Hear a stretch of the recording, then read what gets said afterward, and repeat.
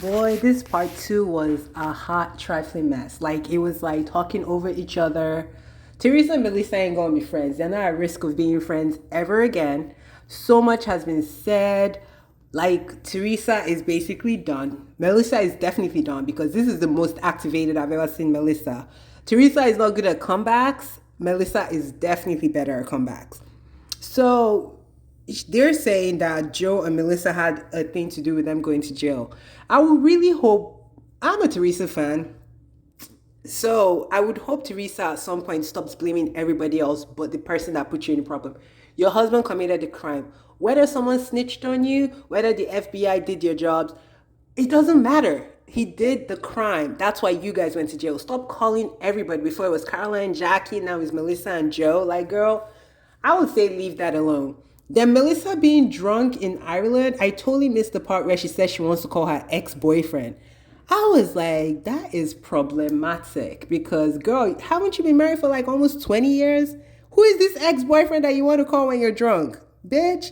And she even said she remembered. She couldn't really walk back. And really, Teresa calling her out was, I mean, she's like, it was fun. It was fun. I was like, I get fun. And I've done some things in my drunken state, but calling your ex-boyfriend after you've been married this long is a bit weird, if we're being honest.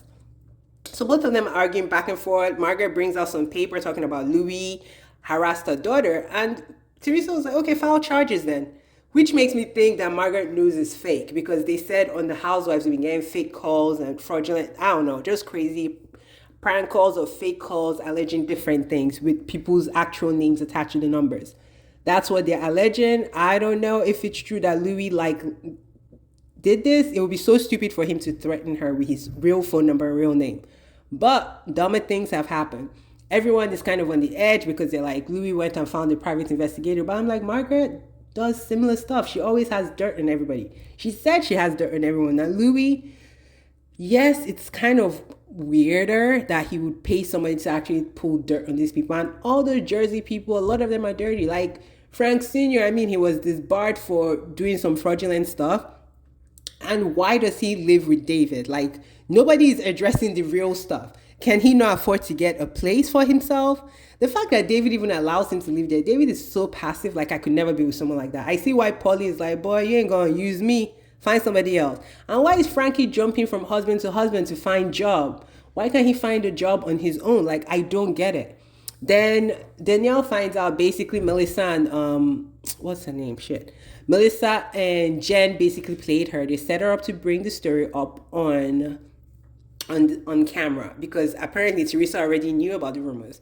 But nobody is asking if the rumors are true or, and nobody is accusing Margaret, who looks like she definitely did say that. But obviously she's denying it because her, Melissa, and friends and all this stuff. Jackie comes. Jackie looks super healthy. She looks zen. She seems over it. She apparently wrote a book. I don't know when she's going to start promoting the book, but that was brought up on the show. Then Fessler came. She's basically done the whole full surgery from head to toe. Talk about insecure. Like, I cannot. One season, you are not even a full housewife and you're changing your whole look. Girl. By the time she does a few more seasons, she's going to be depressed and bulimic and anorexic because the Housewives is a hard show to be on. You have to have some kind of self-confidence. And if everything people say about you sticks, then that's a problem. Then let's see, we talked about the adoption, which is final, but nobody addressed the fact that they didn't call the birth mother, which is like crazy to me. But, they kept, I felt like they kept going off script, like they couldn't focus and finish a complete thought because there were so many questions left unanswered.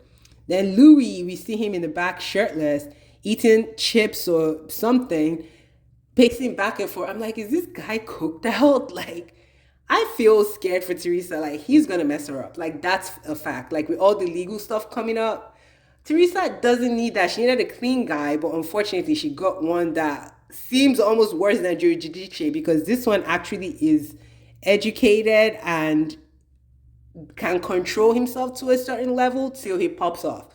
Because Louis from the beginning was Mr. Zen, meditation, chakras and everything. But now Louis is like ready to go.